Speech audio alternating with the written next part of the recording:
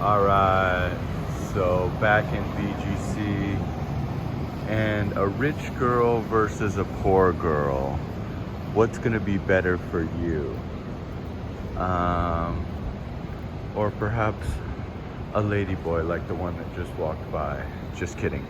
Okay, so anyways, I did a video yesterday about, the catch-22 dilemma of dating in the Philippines, and every girl makes minimum wage, so she's gonna make 400 pesos a day, so what are you gonna do? And you're gonna have to move her in and pay the freight on her and retire her and help her family and all that. And then guess who I met immediately upon arrival to BGC? I met a girl that earns a lot of money. I would say she's working commission, and I already said that's the only way that you can make it in the Philippines, is either be a business owner or work on a commission base, whether that be in real estate or any type of commission sales. Doesn't matter what it is. If you're a top performer, that would be a way to escape poverty in this beautiful country. You'll never get rich on an hourly. The money stays at the top. People are going to pay you near minimum wage. Even if you work at a call center, you're essentially, you're making 25,000, maybe 30,000. That's like not even the price of one of my condos. So not bragging, but that's just the facts. The pay here is like criminal.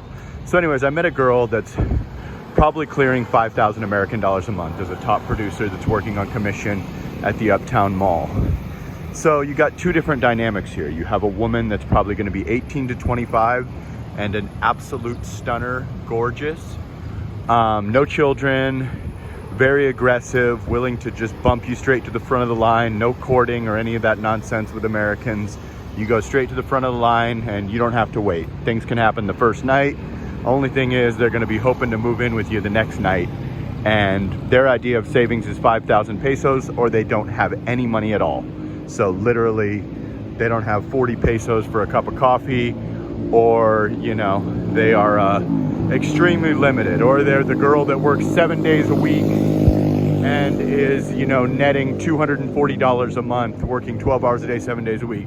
And this is not a put down. This is terrible that this is even happening, but these are the dilemmas as a guy that comes over here in his 30s, 40s, 50s, any age, doesn't matter.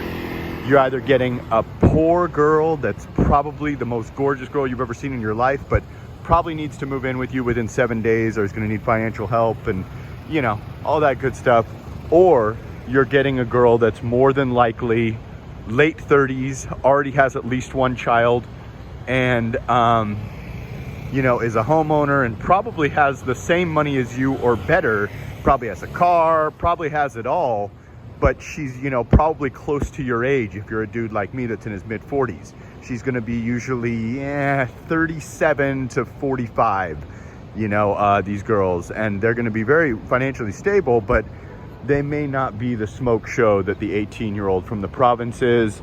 They've certainly got a child. They're not going to be available to you on the first night.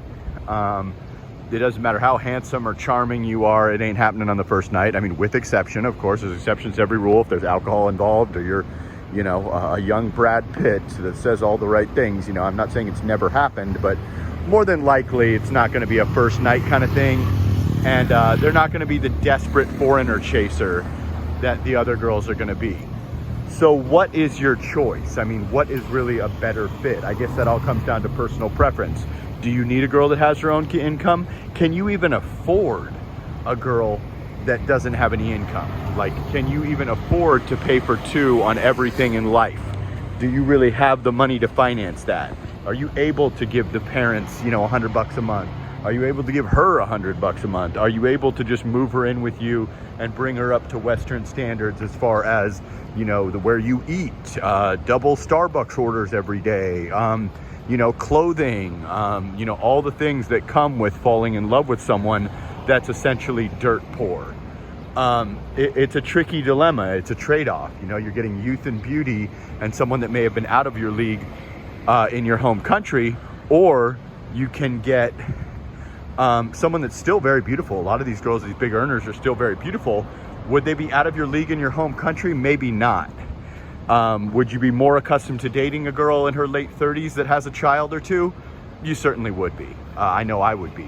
And I was dating young girls in America, but you know, again, I don't want to come off arrogant or braggy here, but either way, as a general rule for the average guy, what's really going to be a better fit for you? What fits you better? Are you ready to take on a girl and just, you know, kind of take care of her completely from top to bottom, from living with you to spending money to, you know, double orders everywhere you go?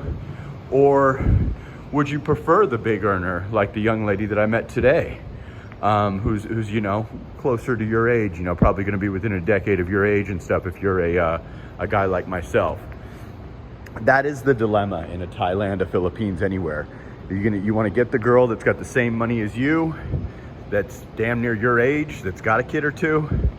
Or do you want the smoke show 18-year-old, and can you afford her? And I don't care what you say, oh, I'm not gonna pay her this and that, or she ain't moving in with me. Yes, she is. I promise, she's moving in with you. It'll only take, it's a matter of time, but she's gonna end up moving in with you. And even if she doesn't, you're certainly gonna be handling life's hardships, whether you know it or not, or you think you are or not. I promise you are, I promise. Everyone's human. When you start to fall for someone, they have a real genuine problem that's verifiable, you're probably gonna handle it if you're as rich as you think you are, or you know, you got that pension check coming in, or you got 50,000 American dollars and she's got zero, and you know, you're sleeping with her on a regular basis, or you're calling her babe and she's your girlfriend and stuff, you're paying. So that's the dilemma, and that's the dilemma I go through as well, is, you know, do you go with the submissive, gorgeous, eager hostess that's, you know, in her early 20s, or do you go with the girl that probably's got more money than you and probably can afford to pay for that trip to Boracay, even if you don't have a place like me, and to get you a room at the Hanan and all on her dollar? But you know, she's got a kid.